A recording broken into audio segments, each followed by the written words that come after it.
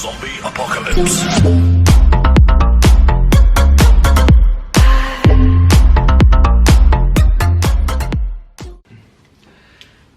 여러분 반갑습니다. 여러분을 챌린저로 이끌어줄 정치와법 챌린저 김병찬 선생님입니다.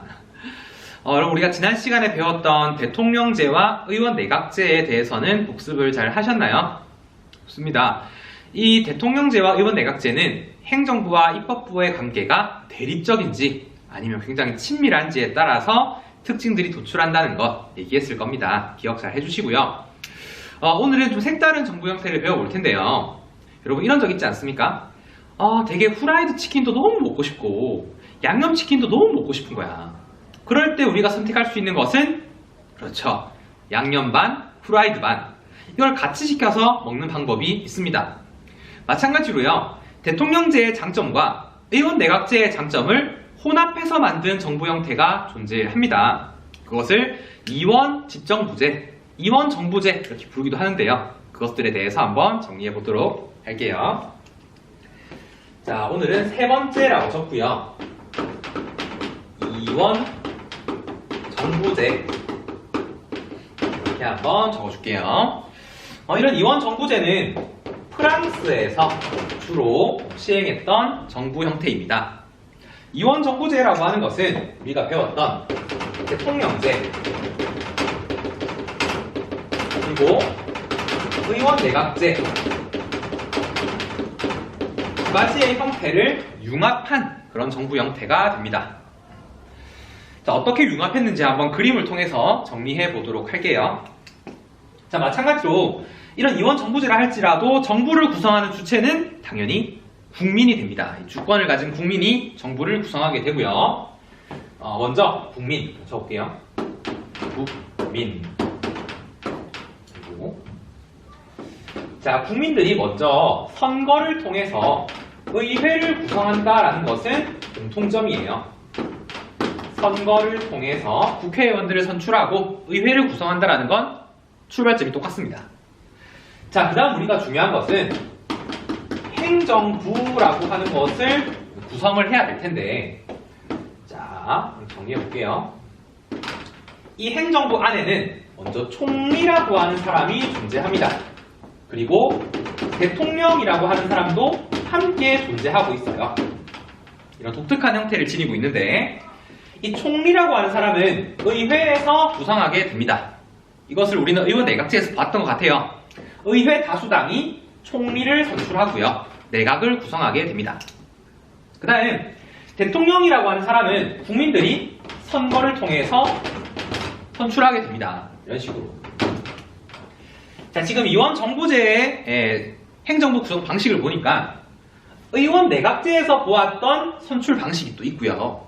대통령제에서 보았던 대통령 선출 방식도 융합되어 있습니다. 이 두 가지가 이렇게 녹아있기 때문에 이원 정부제라는 표현을 쓰는 거예요. 정부 형태가 이원화되어 있다는 거예요. 이렇게 이원화시킨 정부에서 어떻게 일을 처리하는지 좀 정리해 본다면, 일단 평상시에 어떻게 처리하는지 먼저 정리해 볼게요. 평상시에 총리들은 내정을 담당합니다. 내정이 무엇이냐면 집안일을 처리한다는 거야. 쉽게 말해서 경제적인 측면, 도시 계획적인 측면 이런 것들을 총리가 담당하는 거죠. 집안의 살림을 담당한다고 보시면 될 것 같고요. 대통령은 평상시에 어떤 일을 담당하냐면 국방이라든지 아니면 외교와 관련된 일을 처리합니다. 쉽게 말해서 조금 바깥 일을 하면 된다 하고 있다라고 생각하시면 되는데, 이렇게 정치적인 측면을 나누어서 업무를 처리하기 때문에 좀 효율적이겠죠. 되게 전문화되어 있겠죠. 이런 식으로 진행되는 것이 이원 정부제의 장점이 될 수 있습니다. 분업화되어서 효과적이다라는 점. 자, 그리고 나서요. 뭔가 긴급 상황 발생 시, 예를 들어 비상시라고 한번 적어볼까요? 비상시에는 뭐 전쟁이 나거나 나라 안에 내란이 발생했을 때 막 이런 위원들을 소집해서 회의할 시간이 전혀 없겠죠. 급박하게 일을 처리해야 되는데, 이런 경우에는 대통령이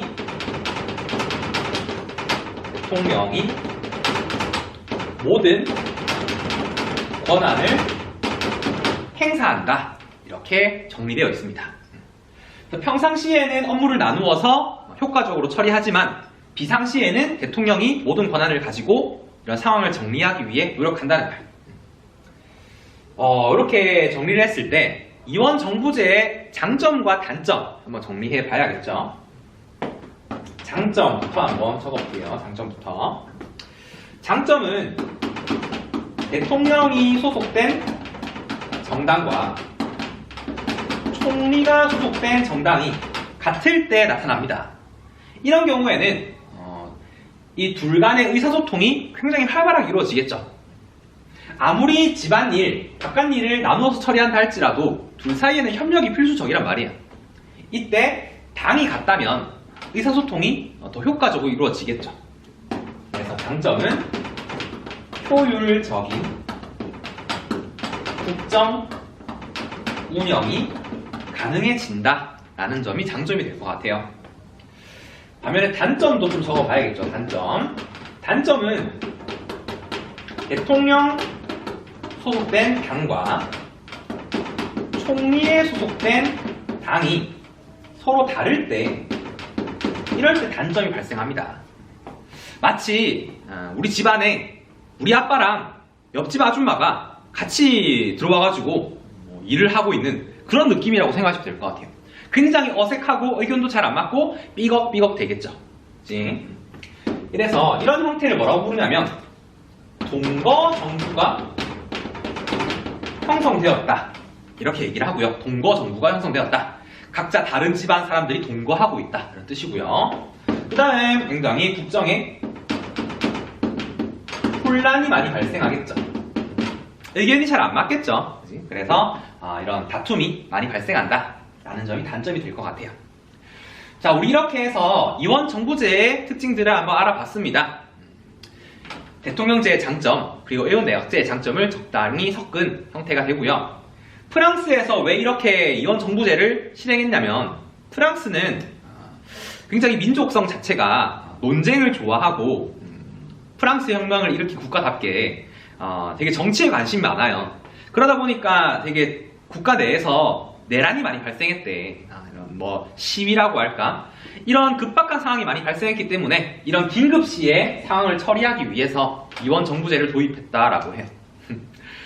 여담으로 그런 말이 있다고 해요. 프랑스 사람들은 3명이 모이면 논쟁을 하고 중국 사람들은 3명이 모이면 싸움을 하고 한국 사람들은 3명이 모이면 고스톱을 친다고 합니다. 그만큼 프랑스 국민들의 국민성이 강하기 때문에 이런 비상시에 상황을 처리할 수 있는 이원 정부제를 실행할 수밖에 없었다라는 점 얘기를 하고요. 이렇게 정리를 하시고 다음으로 넘어. 자, 그럼 네 번째는 이제 마지막으로 우리나라의 정부 형태에 대해서도 알아봐야겠죠. 자, 네 번째는 우리나라의 정부 형태에 대해서 정리해 보겠습니다. 우리나라에서 이 대한민국 정부가 시작된 것은 미 군정으로부터 이어받은 것이기 때문에 미국에서 만들어진 대통령제를 그대로 들여와서 정치가 시작되었습니다. 그러다 보니까 대통령제를 기반으로 정치가 시작되게 돼요. 그래서 일단 기본적으로는 대통령제를 기반으로 한다라고 적어주시면 될 것 같습니다. 근데 얘들아, 이 미국에서 바로 들여온 대통령제라고 하는 것은 우리나라 입맛에는 좀 맞지 않았겠죠. 마치 피자가 너무 느끼하게 느껴지는 것처럼. 그러다 보니까 어떻게 개량을 하게 되냐면 그 피자에다가 불고기를 조금 얹는 거죠. 우리나라 입맛에 맞게. 그런 식으로 대통령제를 기반으로 하는 건 맞지만 여기에다가 의원 내각제의 요소라고 하는 것을 조금 가미하게 됩니다. 그래서 우리나라의 실정에 맞게 조금 개량시켰다 라고 생각하시면 될 것 같고, 어떤 식으로 좀 가미가 되었는지 볼게요. 자세히.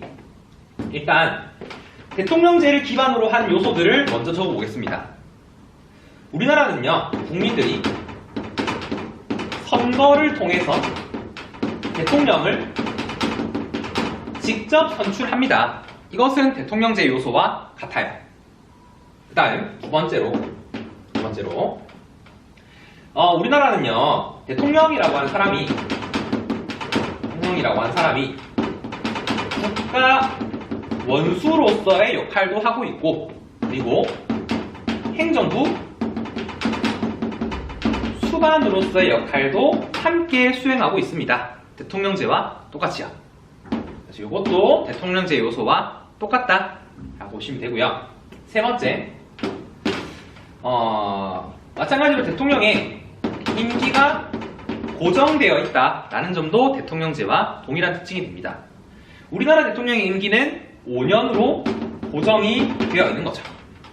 이것을 4년 중임제로 할 것인지 아니면 좀 더 기간을 늘려서 7년 단임제로 할 것인지 이런 것에 대한 논의가 많이 이루어지고 있는데, 이런 것들은 나중에 배워보도록 하고요. 지금은 5년 단임제로 임기가 고정되어 있다.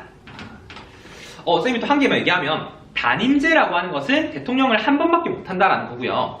중임제라고 하는 것은 대통령을 여러 번 할 수 있는 것을 얘기합니다. 자, 그 다음 네 번째는 우리 대통령제에서 의회를 견제하는 권한, 그것을 법률안 거부권이라고 했어요. 대통령제와 마찬가지로 우리나라에서도 법률안 거부권이 존재합니다. 그 다음 다섯 번째, 의회에서 또 대통령을 견제하는 권한이 있었죠. 어떤 게 있었냐면 탄핵 소추권이라고 하는 것이요. 이런 탄핵 소추권도 존재하고 있습니다. 그래서 이 다섯 가지는 미국의 대통령제와 우리나라의 대통령제에서 공통적으로 가지고 있는 특징이라고 정리하시면 될 것 같고요. 여기서 의원 내각제 요소가 가미된 것이 우리나라의 정부 형태인데, 어떤 것들이 가미됐는지 한번 볼게요. 자, 첫 번째입니다. 첫 번째는 행정부의 법률안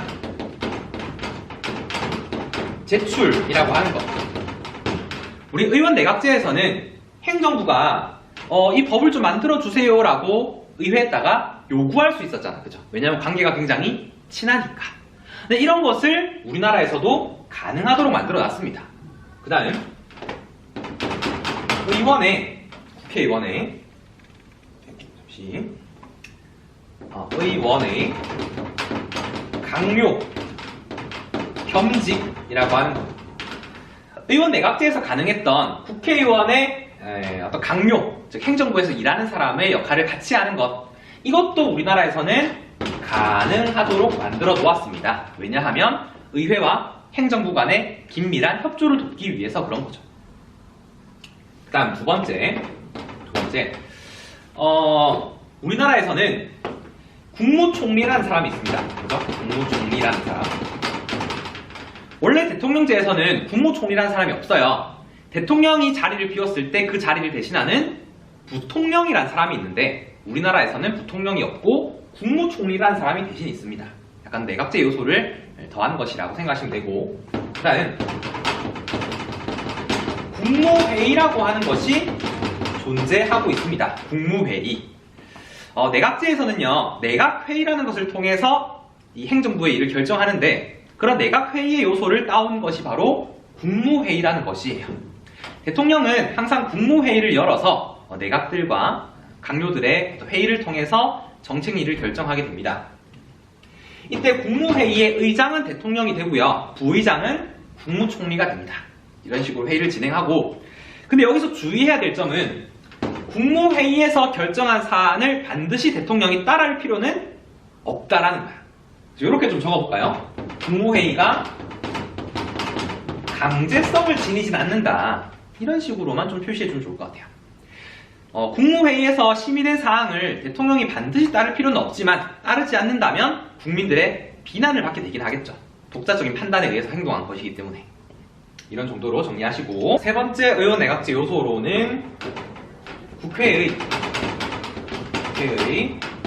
해임 건의권이라고 하는 것이 있습니다. 해임 건의권.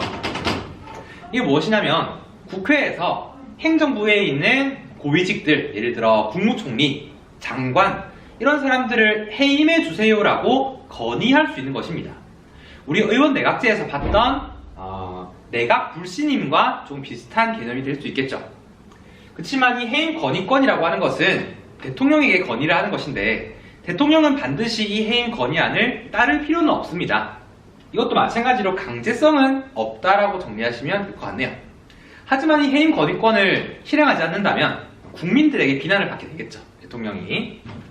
자, 그 다음 네 번째는 이겁니다. 네 번째는 행정부의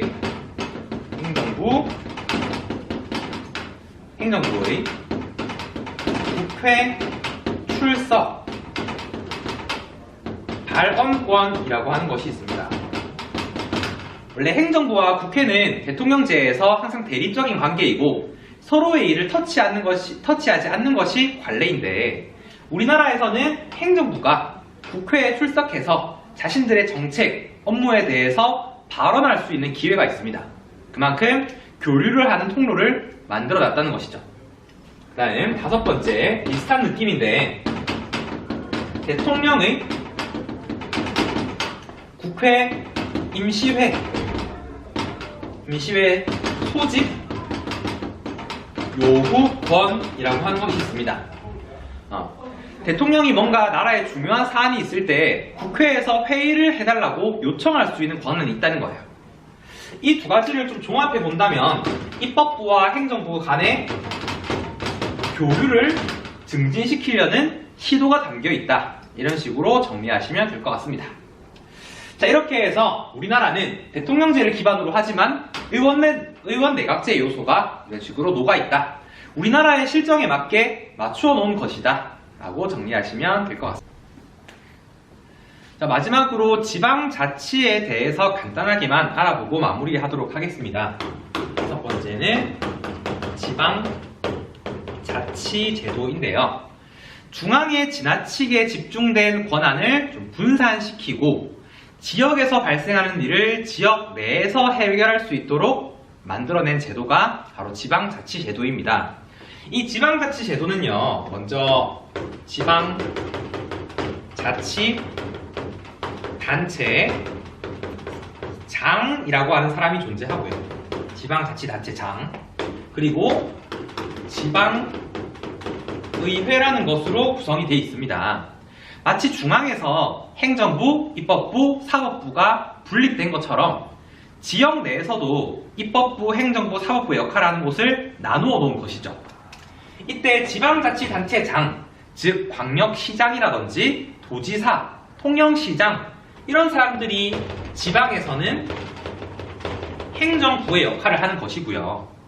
지방의회라고 하는 곳에서 입법부의 역할을 하게 됩니다. 그리고 지방자치단체장이 지방에서 발생하는 일을 효과적으로 처리할 수 있도록 내리는 조치를 규칙이라고 부르고요. 지방의회에서 만들어낸 법률안을 조례라고 불러요. 이렇게 지역 내에서도 행정부와 입법부가 지역의 사무를 원활하게 처리할 수 있도록 규칙과 조례를 만들어서 업무를 처리하게 됩니다. 자, 그 다음 지방자치에서 가장 중요한 것은 주민들의 참여라고 하는 것이 가장 중요할 것입니다. 이런 주민 참여를 이끌어내기 위해서 지방에서는 주민 투표와 같은 제도, 그리고 주민 발안이라고 하는 것은 주민들이 필요한 법률안에 대해서 이것을 좀 만들어주세요라고 부탁하는 것을 얘기하고요. 주민 소환 제도라는 것도 있습니다. 주민 소환은 이 지방자치단체장이 뭔가 비리를 저질렀다거나 불합리한 일을 저질렀을 때 이 사람을 끌어내릴 수 있는 그런 권한을 주민에게 부여한 것이죠. 이런 제도들을 마련하면서 주민들의 참여를 적극적으로 돕고 있습니다. 그래서 이런 지방자치제도를 가지고 풀뿌리 민주주의이다, 민주주의의 학교이다 라는 표현을 쓰면서 민주주의 교육이 이루어질 수 있도록 기반을 마련해주고 있습니다. 하지만 이런 지방자치제도는 아직까지 한계가 많이 존재하는데요. 너무나 중앙에 권력이 집중되어 있기 때문에 지방에서의 권한은 조금 미흡한 실정입니다. 그래서 이런 지방의 분권을 강화해야 될 필요가 있고, 지역의 재정 자립도라고 하는 것을 높여서 지방이 스스로 어떤 권한을 가질 수 있게 만드는 그런 바탕이 마련되어야지만 이런 지방자치제도가 실효성을 지닐 수 있을 것이라고 생각합니다. 자, 이렇게 해서 이원정부제, 그리고 우리나라의 정부 형태, 마지막으로 지방자치까지 알아보았습니다. 여러분, 많은 내용이 담겨 있었으니까 복습 꼭 잘 하시고요. 다음 시간에 뵙도록 하겠습니다. 고생했어요. 안녕.